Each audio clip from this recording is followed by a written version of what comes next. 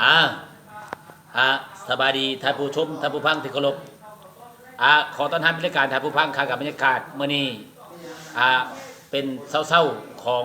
วันอาทิตย์ใดวันที่26เดือนสิงหาปี2018มาพบพ่อกันมื้อนี้เป็นเช้าวันอาทิตย์เด้อพี่น้องเด้อมาเยี่ยมยามถามข่าวพี่น้องสายของเนาะ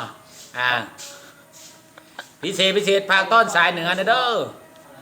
สายเหนือท่าห้าวปากเซสมสนุกสายใต้หัวสร้างสว่างหินน้ำอ้อยเนาะพิเศษมื้อนี้มาเยี่ยมยามถามข่าวทั้งทานบุญโฮมพร้อมมื้อนี้เนาะมอบ1เสียงเพลงภาคต้นให้มือคีย์บอร์ดมือกีตาร์น้ำท่วมทางมาบ่ได้เศษเอามื้อนี้เนาะภาคให้พิเศษสุดเนาะ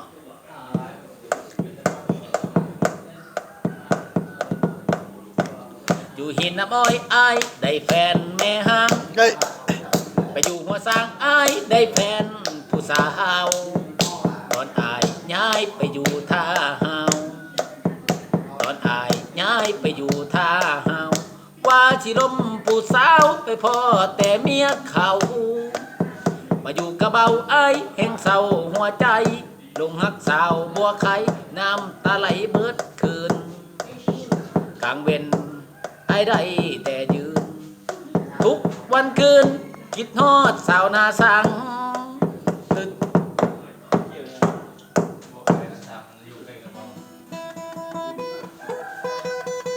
เปลี่ยนระบบเลยบนเฮีย